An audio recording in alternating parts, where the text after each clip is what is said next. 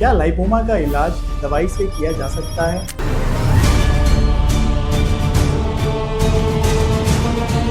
Hi guys, I am Dr. Hitesh Gupta and I am a board certified plastic surgeon working in Gurgaon. Lipoma यानी कि चर्बी की गांठ। Lipoma हमारे शरीर में कहीं पे भी बन सकता है। ये किसी भी साइज का हो सकता है। ये छोटे से मिलीमीटर से लेके 5, 10, 15 सेंटीमीटर का हो सकता है। बेसिकली हमारी बॉडी के अंदर जब भी फैट का एक्युमुलेशन हो जाता है तो एक चर्बी की गांठ बन जाती है स्किन के नीचे, जिसको हम लाइपोमा कहते हैं। ये लाइपोमा कुछ लोगों को लगता है कि आगे चल के ये कैंसर में बदल सकता है या फिर इसके अंदर परेशानी आ सकती है। 95% पेशेंट्स में ये देखा जाता है कि लाइपोमा के अंदर कुछ भी आगे चल के प्रॉब्लम नहीं आती है।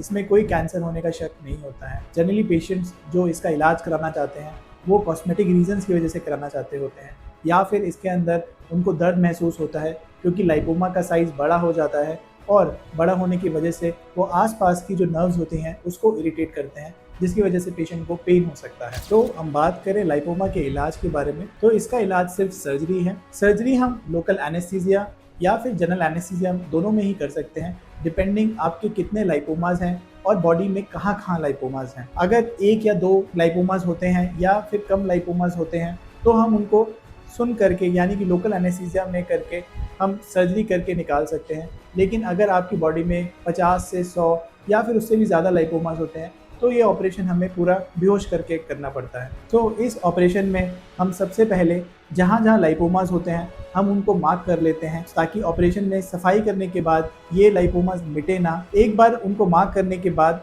हम इसके अंदर इंजेक्शन देते हैं जिसको हम नमिंग फ्लूइड कहते हैं, जिसमें हम जब कट लगाते हैं तो उसमें ब्लीडिंग ना हो, तो उसके लिए हम इसमें ट्यूमेसेंट फ्लूइड या फिर नमिंग फ्लूइड इंजेक्ट करते हैं। फ्लूइड इंजेक्ट करने के बाद हम 5 to 10 मिनट्स वेट करते हैं ताकि इस फ्लूइड का एक्शन आ सके।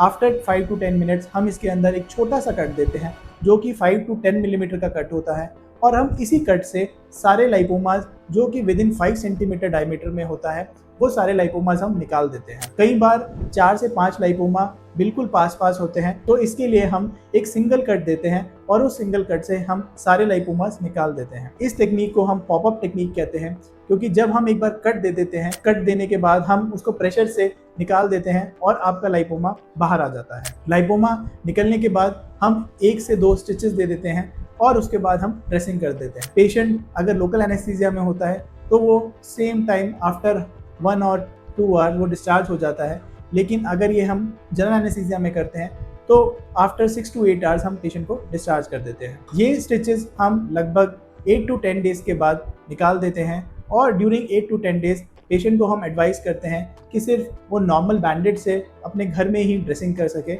और उसको बाहर कहीं ड्रेसिंग कराने की ज़रूरत नहीं होती है। बहुत से लोग ये मिथ फैलाते हैं कि आप एक बार लाइपोमा निकाल लेंगे तो लाइपोमा दोबारा भी आ सकता है, इसलिए लाइपोमा निकालने की कोई ज़रूरत नहीं है। ये मिथ बिल्कुल ही गलत है।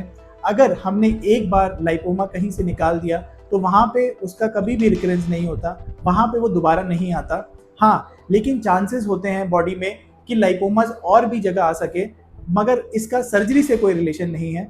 अगर आपकी बॉडी में और भी जगह फ्यूचर में लाइपोमास आने होंगे तो वो वैसे भी आएंगे, इसमें सर्जरी से रिलेटेड कोई भी रिस्क नहीं है। तो अगर कोई आपको अगली बार कहे कि लाइपोमा का इलाज दवाई है, आप डाइट करिए, आप एक्सरसाइज करिए या फिर आप कुछ मेडिसिन लिए जिससे ये घुल जाएगा, तो ये बिल्कुल ही गलत है। लाइपोमा का इलाज सिर्फ और सिर्फ सर्जरी है। अगर आपको लाइपोमा से रिलेटेड कोई भी क्वेरी हो या फिर आपको कोई भी सवाल हो तो आप दिए गए नंबर पे कॉल कर सकते हैं, हमें व्हाट्सएप कर सकते हैं या फिर हमारे क्लिनिक विजिट कर सकते हैं।